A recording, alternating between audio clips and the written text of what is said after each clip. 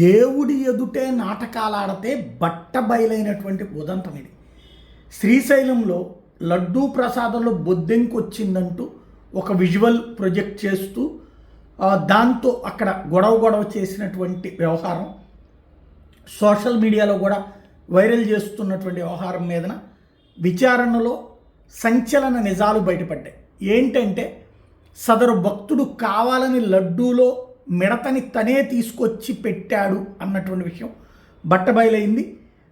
CCTV footage పరిశీలన ద్వారా లడ్డూ ప్రసాదంలో బొద్దెంక్ అంశం వెనకాల కుట్ర ఉందని తేలింది. లడ్డూలు కొనుగోలు చేసి అందులో మిడతను పెట్టినట్టు ఆధారాలు లభ్యమైంది.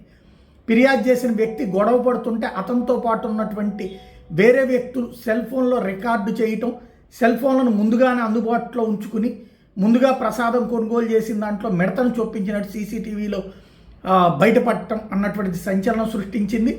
ఏదైతే ఈ లడ్డూ ప్రసాదానికి సంబంధించినటువంటిది బద్నాం చేయడానికి ప్రయత్నించారన్నటువంటి వ్యవహారం మీదన ఇప్పుడు విచారణకి ఆదేశించింది ప్రభుత్వం. దాని మీదన యాక్షన్ తీసుకోమని చెప్పింది. ఈవో ఇచ్చినటువంటి నివేదిక ఆధారంగా కఠిన చర్యలకి రంగం సిద్ధమవుతోంది. ఆ వ్యక్తి ఎందుకు వీళ్ళు ఈ విధమైనటువంటి ఘాతుకానికి పాల్పడ్డారు అన్నటువంటి విషయాన్ని దర్యాప్తు చేపిస్తున్నారు. శరశ్చంద్ర అనేటటువంటి వ్యక్తి కావల వ్యక్తి అట. అతను ఈ లడ్డూ ప్రసాదాలు బొద్దింకంటూ చెప్పడం, ఆ పైన అక్కడ ఉన్నటువంటి సీసీటీవీ ఫుటేజీలు చూస్తే మాత్రం లడ్డూ ప్రసాదాలు బొద్దింక అంశం వెనకాల కుట్రుందని తేలింది. దాంతో దేవుడి సమక్షంలో దేవుడి ప్రసాదానికే వంక పెట్టి తప్పుడు ప్రచారం చేయడానికి ప్రయత్నించినందుకు గాను కేసు నమోదు చేసి విచారించి వాళ్ళని అరెస్ట్ చేయడానికి రంగం సిద్ధమైంది.